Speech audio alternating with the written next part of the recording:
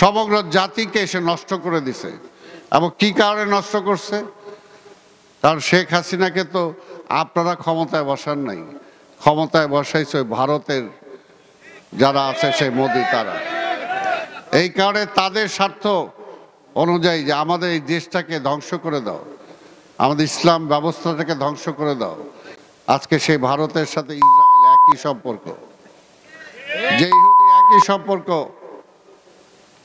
একই সম্পর্ক দেখছেন বাংলাদেশে, যেটা কোনোদিন হয় নাই। ইসরায়েলের বিমান বাংলাদেশের ভূমিতে এসে ল্যান্ড করছে, কেন আসছিল? কোনো জবাব দেয় নাই। ইসরায়েলে যাওয়াও নিষেধ, ইসরায়েল থেকে আসাও নিষেধ, ওই পাসপোর্টের নিষিদ্ধ ছিল, আওয়ামী লীগের আমলে সেটা উঠাই দিছে।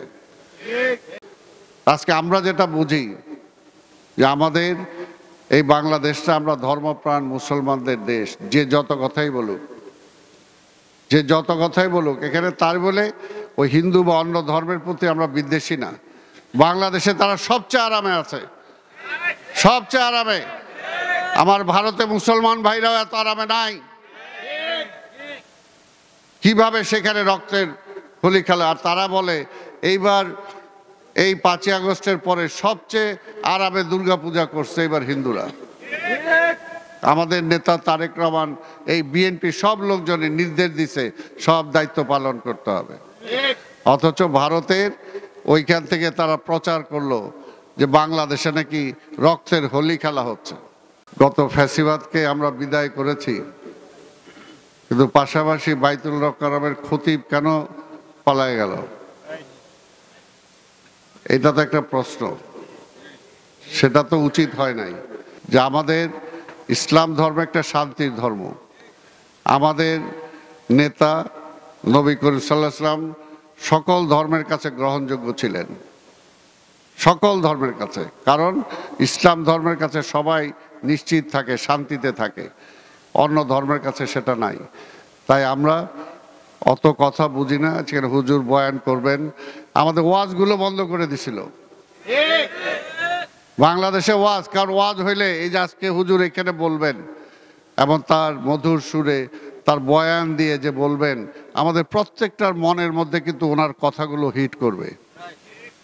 এবং তাতে দেখবেন উনি যেখানেই যায় ওই যে ওয়াজ করবেন, সেখানে মসজিদের নামাজের সংখ্যা কয়েকদিন বাইরে যাবে। কারণ ওই যে পরকালের ভয় হয়, দোজকের ভয় আছে, কবর আযাবের ভয় আছে। এগুলো হুজুর যখন বয়ান করবেন তখন আমাদের মনের মধ্যে কিন্তু একটু হলেও, কয়েকদিনের জন্য হলেও মিথ্যা কথাটা একটু কম বলার চেষ্টা করব, নামাজটা একটু পড়ার জন্য চেষ্টা করব, অন্যায়টা একটু কম করার জন্য চেষ্টা করব। সেই ওয়াজগুলো বন্ধ করে দিয়েছিলেন। হুজুরের কাছে, আপনাদের কাছে শুধু একটাই দোয়া চাবো, আমাদের সবার জন্য দোয়া করবেন। আমার নেত্রী বেগম খালেদা জি আজকে অসুস্থ, তিনি চিকিৎসার জন্য বাইরে গেছেন, তার জন্য দোয়া করবেন। আমাদের নেতা তারেক রহমানের জন্য দোয়া করবেন। তার বাইরেও রাজনীতিতে যারা আছে সবাই, দেশ পরিচালনায় যারা থাকবে সবার জন্য দোয়া করবেন। একটা দোয়া অন্তত, যে ইহকালে কিছু পাওয়ার জন্য পরকাল